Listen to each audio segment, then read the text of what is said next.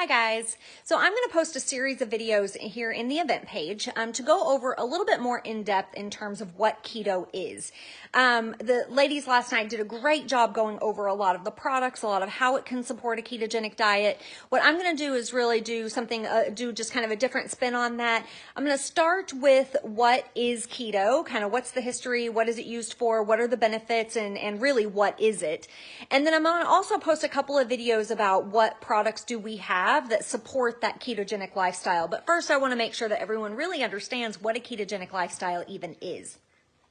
So as you do research, and I definitely recommend that anyone starting this way of eating does do some research on your own around it, because there is just so much information that I would literally be here all day explaining all of the small details around what a ketogenic diet is. I'm going to go over it pretty high level.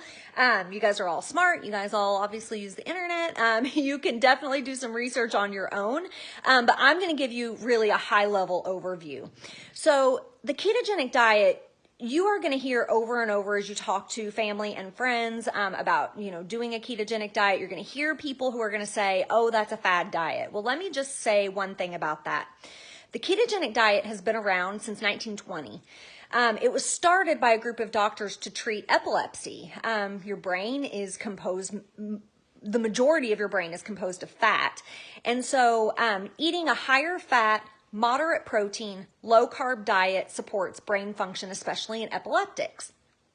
What they found is that it also helps to treat inflammatory diseases. So again, it was created to treat epilepsy, but it also helps to treat things like PCOS, arthritis, and diseases that are caused from inflammation in the body, or people who are very susceptible to inflammation in the body.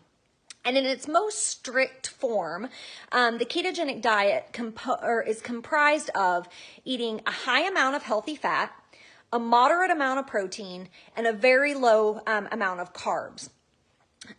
In its strictest form, it also really pays attention to ingredients in foods that cause inflammation. Now, I am not the expert, to be quite honest, in the strictest form of keto, because I do what's called dirty keto. I use keto not for an underlying health condition.